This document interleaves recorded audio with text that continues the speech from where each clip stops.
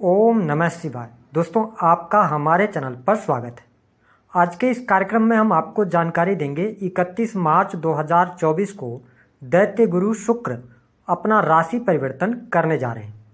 तो शुक्र के इस राशि परिवर्तन का प्रभाव मेष लग्न या मेष राशि वालों पर किस प्रकार से पड़ने जा रहा है।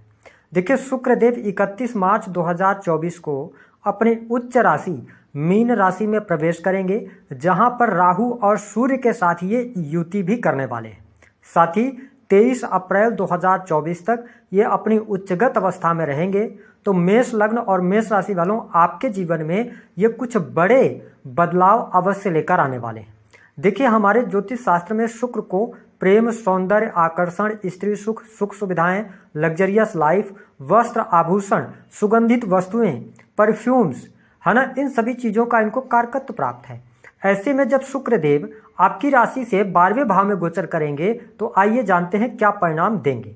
देखिए, 12वें भाव के अंदर शुक्र को बहुत ही शुभ माना जाता है और इनका गोचर 12वें भाव में होने की वजह से 12वां भाव जो होता है वह व्यय का भाव होता है। साथ ही शुक्र आपके दूसरे और 7वें भाव के स्वामी होकर 12वें में गोचर कर रहे हैं। तो इसका मतलब यह है कि इस समय अवधि के दौरान आपके खर्चों में वृद्धि होने जा रही है। लेकिन अच्छी बात यह रहेगी कि आपके जो खर्चे होंगे तो उससे ज़्यादा आपकी इनकम भी होगी, यानी कि धन प्रदायक यह गोचर आपके लिए रहने वाला है। धन की स्थितियों में सुधार देखने को मिलेगा।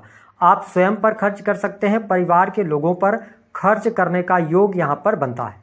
हालांकि जो मेष लग्न अथवा मेष राशि वाले जातक हैं, जो विदेश जाना चाह रहे थे, लंबे समय से आप प्रयासरत थे, किसी कारणवश वह कार्य आपका संपन्न नहीं हो पा रहा था, आप इस दौरान प्रयास करें, आपको सफलता मिलेगी। विदेशी भूमि से जुड़कर यदि आप काम कर रहे हैं तो आपको लाभ प्राप्त होगा। इंपोर्ट एक्सपोर्ट के कार्यों से लाभ, स्पेशली जो लोग विदेश से जुड़ा हुआ व्यवसाय कर रहे हैं ना, उनके लिए यह समय गोल्डन पीरियड साबित होगा। इसके साथ देखिए, 12th हाउस में राहु के साथ में शुक्रदेव हैं। तो देखिए, अगर आप टेक्निकल फील्ड से भी जुड़े हुए हैं या इंटरनेट के माध्यम से कोई कार्य करते हैं, तो आपके लिए 12th हाउस से रिलेटेड बेहतर परिणाम प्राप्त होंगे। अब ध्यान देने वाली बात यह होगी कि देखिए, सप्तम के स्वामी होकर ये 12वें भाव में गए हैं। तो शुक्रदेव उच्चगत अवस्था में है राहु के साथ में, और 12th हाउस जो होता है वह बेडरूम होता है। तो मेरा निवेदन है कि यदि आपकी शनि की दशा चल रही हो या मंगल की आप दशा में चल रहे हो, तो इस दौरान स्त्री पक्ष के साथ में कोई गड़बड़ी देखने को मिल सकती है।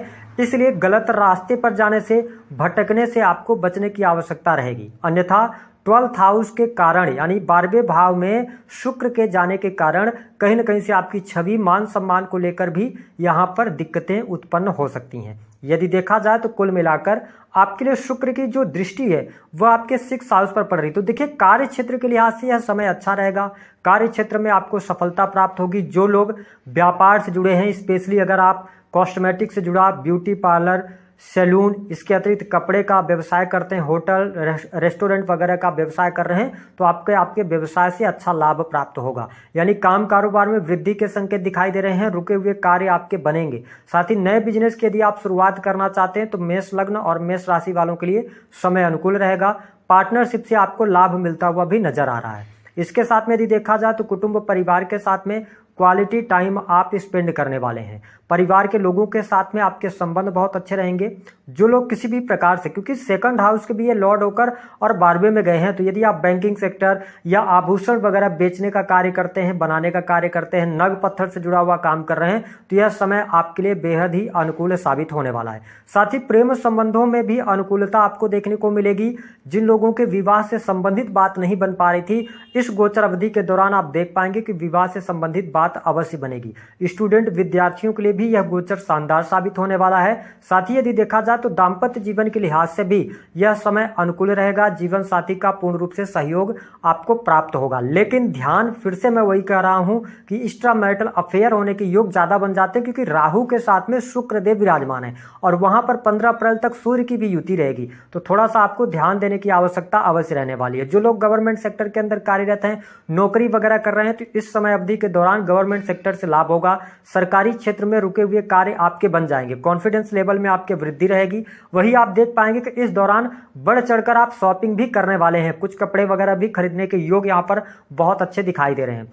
साथ ही यदि देखा जाए तो आपके लिए धार्मिक क्रियाकलापों से भी आप जुड़ सकते हैं, कोई इस दौरान धार्मिक यात्रा भी करने वाले हैं। हालांकि आपके पिता के साथ में संबंध अच्छे रहेंगे, साथ ही भाग्य के द्वारा धन की भी प्राप्ति होगी। धन लाभ के लिहाज से यह समय जो रहेगा बेहद ही शानदार रहेगा। रुका हुआ फंसा हुआ पैसा आपको मिलेगा।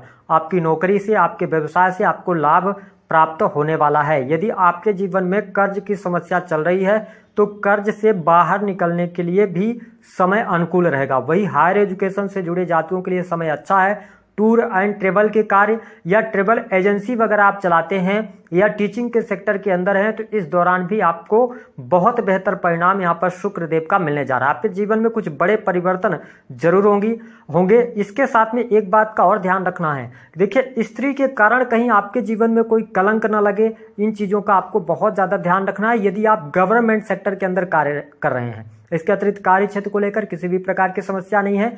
12th हाउस के अंदर शुक्र देव, 12th हाउस किस चीज़ का होता है, ये हानि का है, व्यय का है, ठीक है। तो अगर आप किसी फ्लैट वगैरह में निवेश करना चाहते हैं, कोई भूमि भवन वाहन से संबंधित काम करना चाहते हैं तो आप कर सकते हैं, लेकिन इस दौरान आपको अपनी हेल्थ का सबसे ज़्यादा ध्यान रखना होगा क्योंकि 12th हाउस में राहु देव विराजमान है। तो अपने गलत खान पान के कारण या गलत आचरण के कारण कहीं आपके को कोई ना कोई परेशानी ना हो, इस चीज़ का ध्यान रखना है। मतलब मेरे कहने का यह है कि थोड़ा सा आपको नशे वगैरह से बचने की आवश्यकता इस गोचर अवधि के दौरान रहेगी। तो कुल मिलाकर अगर देखा जाए तो धन के लिहाज से, संतान के लिहाज से, मैरिटल लाइफ के लिहाज से, सरकारी क्षेत्र, प्राइवेट सेक्टर, नौकरी, सब कुछ आपके लिए अच्छी रहने वाली है। इस महीने में अच्छा खासा धन लाभ भी होगा और साथ ही आपका अच्छा खासा खर्च भी होगा। यानी कि यह जो समय है यह आपके लिए काफ़ी अनुकूल रहेगा। उपाय क्या करना है, देखिए मेष लग्न और मेष राशि वालों को इस समय अवधि के दौरान पराई स्त्रियों से आप दूर रहें। उपाय यही रहेगा, अपनी स्त्री का सम्मान करें, ठीक है, और बाहर की भी स्त्रियों का सम्मान करें। अगली बात तीसरा कि आपको परफ्यूम का इस्तेमाल करना है। परफ्यूम का इस्तेमाल करेंगे तो चीज़ें आपके लिए बहुत बढ़िया है। शुक्र का यह गोचर आपके लिए हर लिहाज से, हर प्रकार से अच्छा जाने वाला होगा।